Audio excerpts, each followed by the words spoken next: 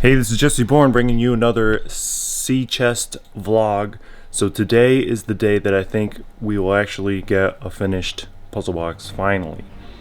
Because for the last, I don't know how many weeks, 4 weeks, we've been prototyping.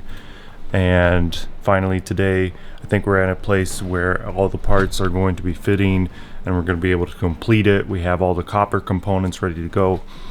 So stay tuned for this vlog. It's going to be exciting. So what's going on right now is Josh is just generating the program. This is our little palette setup in Fusion, and he's getting ready to run this first program. This is a wenge board or wenge board, and these are all different kinds of wood here. And so we generate a program to run each board. Eventually, when we get them all so that they're working good, then we'll run and be able to just set up the whole palette and run all the boards at the same time. But right now we're just checking and making sure that everyone comes out perfect. And we made lots and lots of parts, scrap parts, getting up to this point. But today I think we kind of figured everything out, so we should be able to run the parts perfect. So right now the CNC is set up. This is a wenge board. Program's ready to go. Josh is just gonna generate the program into a little SD card, bring it over here. We put it in the computer. Computer loads the file right here. It runs all the code. This is, you know, the different coordinates telling you where the machine is running. Right now we have this zeroed out on the part right here, running off of this corner. So it's getting ready to run that. And the CNC does a lot. It doesn't do everything. So after that board finishes, I'll bring it over to the saws and you know, the mills, and get it ready, make all the little changes that the machine can't do in a single op, and then we'll have the basic frame of the box. Then we go ahead and we make the other components. We've run every single part before, but the first time with the kind of the new program, so you always have to keep an eye on the machine, make sure it doesn't crash into the table or break bits and things like that.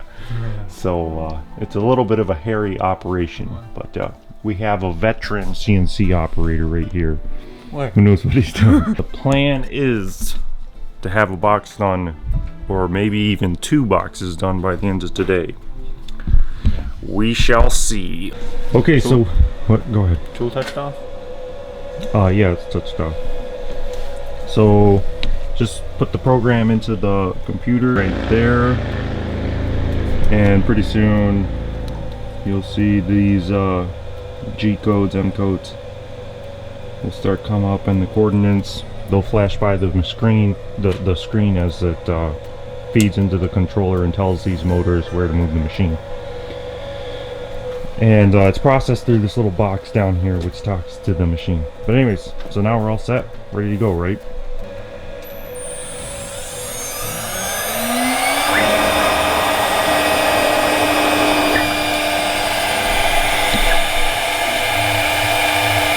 So right now it's just going to do some roughing with a 1/4" end mill, and then we'll switch to an 1/8".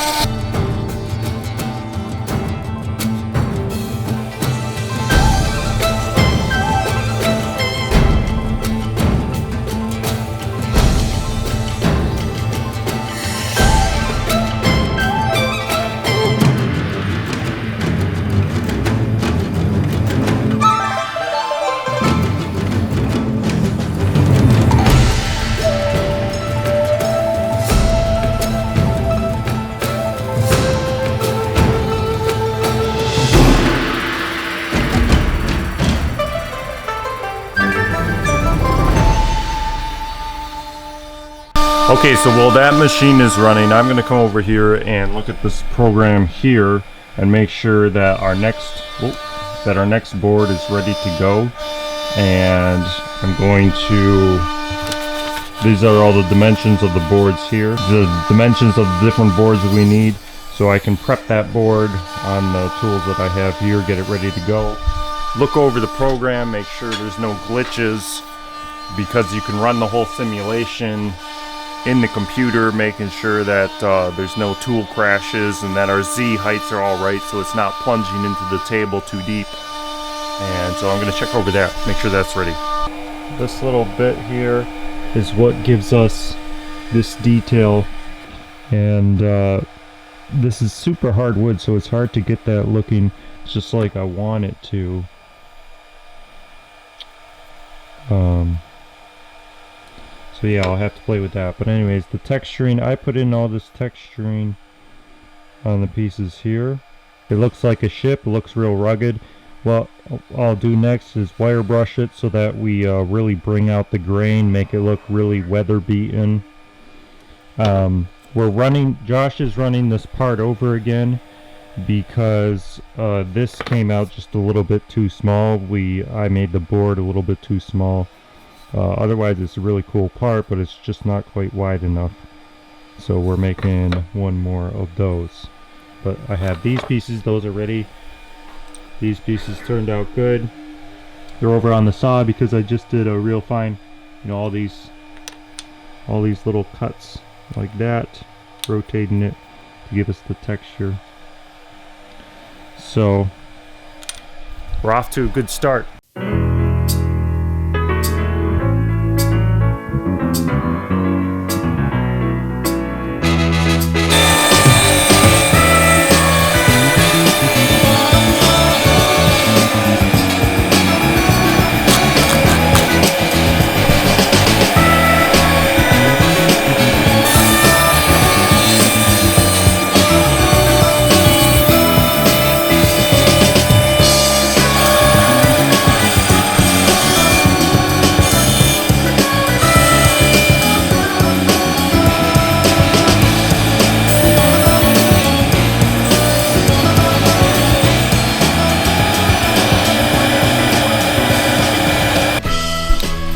Okay, so it's the end of the day, and I'm just going to recap a little bit of what went on. So basically I'm just going to show you kind of the box in the foreground here.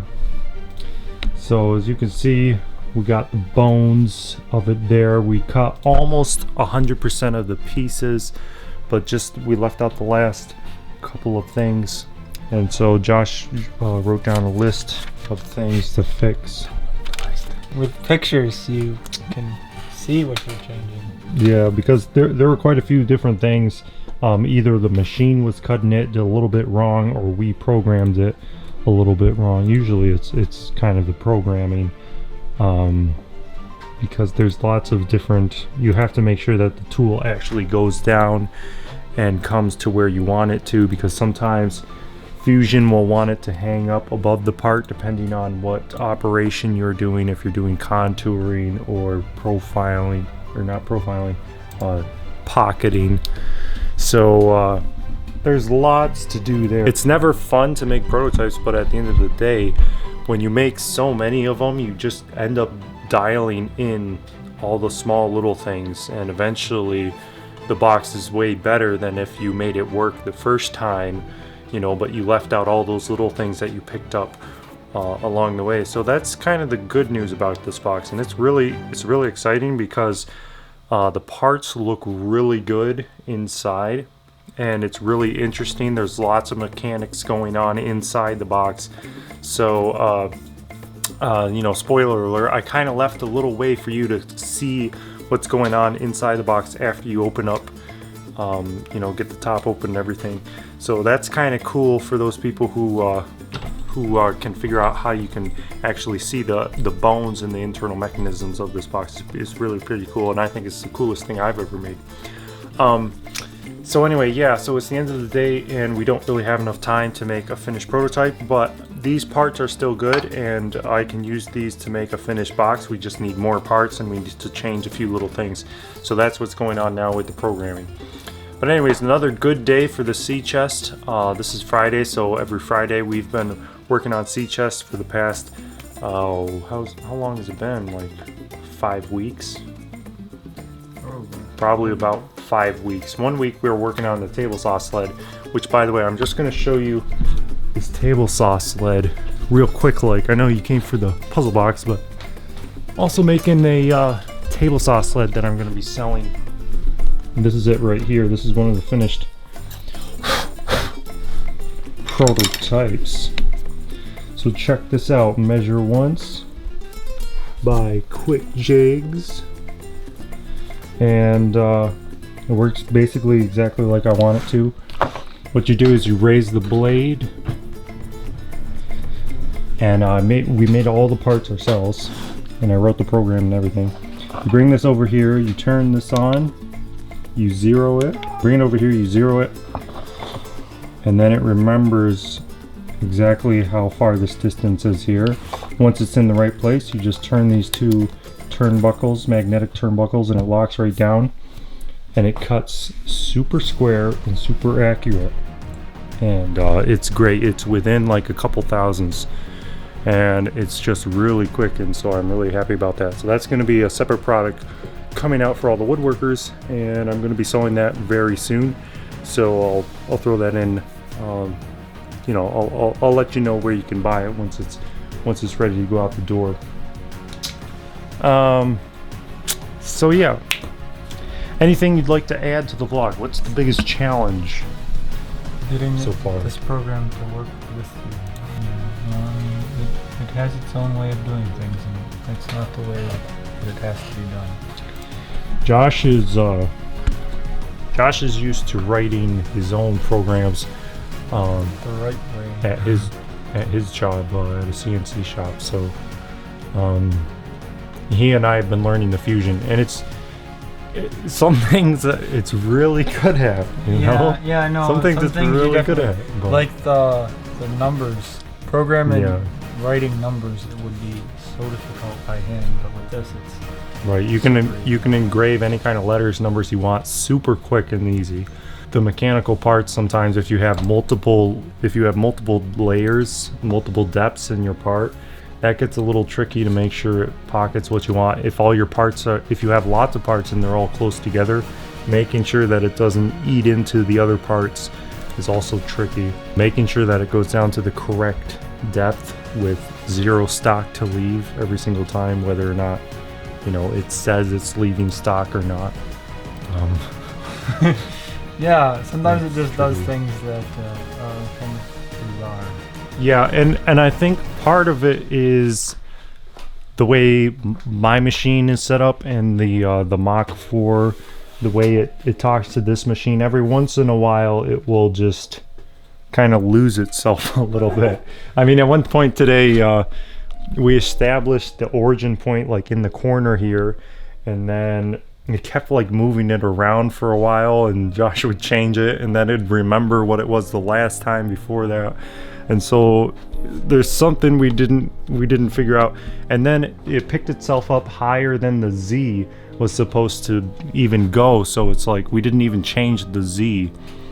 So, you know, this machine isn't quite like you know, a full-blown CNC machining center, but you know, we just reset it and then it started working again. So hey, and it does a really good job, and it's fast, and it's pretty accurate, so I can't complain. I'm really happy I bought one, and if we start making lots of those acrylic table saw sleds, it'd be nice to even get a big one that cuts things fast, has like a 4x8 table, but we'll see where that goes.